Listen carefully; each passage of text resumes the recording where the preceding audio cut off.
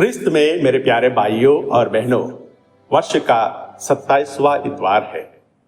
आज का प्रसाद भजन कहता है, जो प्रभु पर भरोसा रखता है और उसकी खोज में लगा रहता है, उसके लिए प्रभु भला है।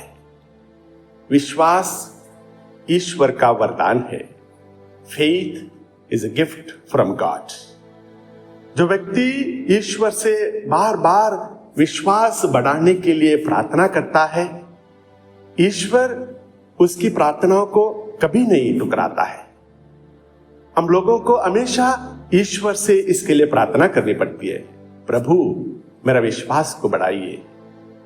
परंतु प्यारे भाइयों और बहनों, अक्सर देखा गया है कि विश्वास की परीक्षा होती रहती है। बहुत बार लोग विश्वास में डगमगाते हैं, जैसा कि अच्छा खासा जो जिंदगी चल रही है, अचानक परिवार के किसी एक महत्वपूर्ण सदस्य का एक्सीडेंट हो जाता है, मृत्यु हो जाती है। पता चलता है कि कैंसर हुआ है, एक बहुत बड़ी बीमारी आ गई है। तब परिवार में बहुत बड़ा संकट आ गिरता है। परिवार के हर एक सदस्य ईश्वर से सवाल करने लगता है, आखिर ईश्वर ने ऐसे होने क्यों दिया? आखिर हमारे परिवार में ही ये एक्सीडेंट क्यों होना था? ईश्वर ने इसे क्यों नहीं रोका? कुछ इसी प्रकार के सवाल आज के पहले पाठ में नबी हबक्कुक का ग्रंथ से हम लोग पढ़ते हैं। चारों ओर के अन्याय, हिंसा और लूटपाट के चलते नबी हबक्कुक के मन में गंभीर सवाल उठने लगते हैं। वे कहते हैं, क्या ईश्वर यह सब नहीं देखता? लोगों की दुआएं वह क्यों अनसुनी करता है? ईश्वर ऐसे वक्त अपने को क्यों छुपाता है? वो अपनी प्रजा को बचाने क्यों नहीं आता है?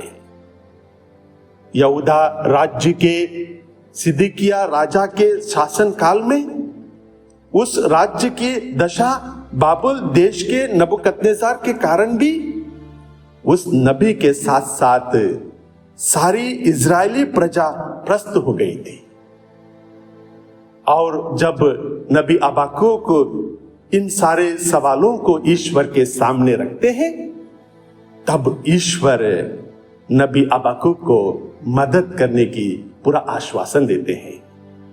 ईश्वर नबी से कहते हैं, जो दुष्ट है वह नष्ट हो जाएगा, जो धर्मी है वह अपनी ईमानदारी के कारण सुरक्षित रहेगा। जो दुष्ट है वह नष्ट हो जाएगा, जो धर्मी है वह अपनी ईमानदारी के कारण सुरक्षित रहेगा। इसलिए प्यारे भाइयों और बहनों, हमें ईश्वर के दिए हुए वरदानों को हमारी धार्मिकता को बढ़ाने के लिए प्रयोग करना चाहिए। इसके बारे में हम लोग आज के दूसरे पाठ में पढ़ते हैं। ईश्वर ने हम लोगों को नाना प्रकार के वरदान दिए हैं ताकि हमारा विश्वास बढ़ता जाए। किसी को चमत्कार दिखाने का, किसी को भाषाओं में बोलने का और किसी को भाषाओं की व्याख्या करने का वरदान दिया है। और जब हम लोग इन वरदानों को सही तरह से इस्तेमाल करते हैं, हम धार्मिक बनते हैं, विश्वास में पक्के हो जाते हैं।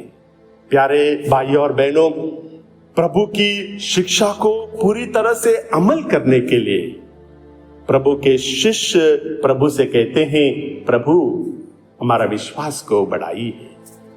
क्योंकि यीशु ने शिष्यों से कहा था कि तुम एक दूसरे को क्षमा करो, एक बार नहीं, 2 बार नहीं, 70 गुना 7 बार।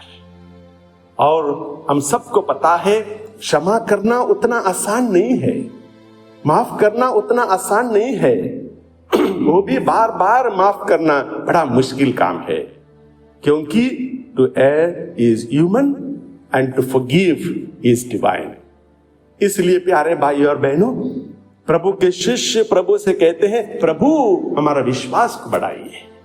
और तब प्रभु यीशु शिष्यों से कहते हैं, यदि तुम्हारा विश्वास राई के दाने के बराबर भी होता और तुम शहतूत के इस पेड़ से कहते उकड़ कर समुद्र में लग जा, तो वह तुम्हारी बात मान जाता। प्यारे भाइयों और बहनों, राई का दाना बहुत ही छोटा है, कहीं भी कभी भी खो सकता है, कहीं भी गिर सकता है। इसलिए राई का दाना को बहुत अच्छी तरह से संभाल के रखना बहुत जरूरी है। विश्वास भी कुछ इसी प्रकार है, बहुत छोटी चीज है और आसानी से हम लोग उसको खो सकते हैं।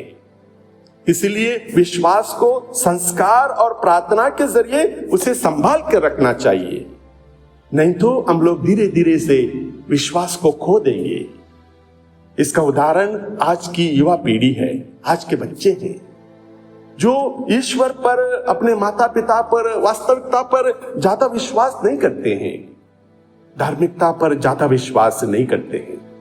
विश्वास में पक्के होने के लिए प्यारे भाइयों और बहनों, हमें संस्कार तथा प्रार्थनाओं का सहारा लेना जरूरी है। डोरोथी डे अमेरिका की एक मशहूर सोशल एक्टिविस्ट राइटर, बाद में जाकर वो कैथलिक बन जाती है, गरीबों की सेवा करती है, गरीबों के साथ अपना जीवन बिताती है। करीब 60 सालों तक उन्होंने गरीबों की मदद की है। उनका देहांत सन 1980 में हुआ था। जब भी लोग उन्हें मिलने जाते थे, उनसे बातें करते थे, तो लोगों को लगता था कि डोरोथी डे एक संत है। किसी किसी ने उनके सामने ही ये बात भी कही थी कि यू आर ए सेंट, आप एक संत है। तब डोरोथी डे लोगों पर चिढ़ती थी, गुस्सा करती थी, उनसे कहती थी कि आप मुझे संत कहकर अपने आप को अलग मत समझिएगा। जो काम मैं कर सकती हूं आप भी उसे कर सकते हो। जैसे मैं प्रार्थना करती हूं आप भी प्रार्थना कर सकते हो। जैसे मैं दूसरों को मदद कर सकती हूं वैसे आप भी मदद कर सकते हो। जी हाँ प्यारे भाइयों और बहनों, जब हम लोग छोटे छोटे चीजों को अपने जीवन में बड़े ईमानदारी के साथ करने लगते हैं, राई के दाने के बराबर हमारा विश्वास भी पक्का हो जाता है, दृढ़ हो जाता है। इसलिए प्यारे भाइयों और बहनों, बड़ी छोटी छोटी चीजों के जरिए ही ईश्वर ने महान कार्य किए हैं। इसके बहुत सारे उदाहरण हैं। जैसे कि हम लोग जानते हैं, मूसा ने एक छोटी सी लकड़ी के टुकड़े के सहारे कितने सारे चमत्कार किए हैं। हम लोग जानते हैं जो राजा दाऊद एक छोटे से पत्थर के सहारे इतने बड़े गोलियत को मार डालते हैं।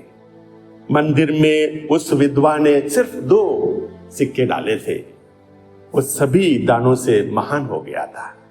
जी हाँ प्यारे भाइयों और बहनों, थोड़े से विश्वास के कारण लाजरुस को दोबारा जीवन दान मिला था, और बहुत ही थोड़ा विश्वास के कारण कितने सारे लोग चंगाई प्राप्त किए हैं। लंगड़े चलने लगे हैं, अंधा बर्तिमेउस दोबारा देखने लगा है, रक्तस्राव से पीड़ित वो औरत ठीक हो जाती है, अपदूत निकाले गए हैं। जी हाँ प्यारे भाइयों और बहनों, जब हम लोग अपने जीवन में छोटे छोटे कार्यों को प्रार्थना द्वारा, बाइबल के पाठ द्वारा अच्छी तरह से करने लगेंगे, हम भी विश्वास में पक्के हो जाएंगे।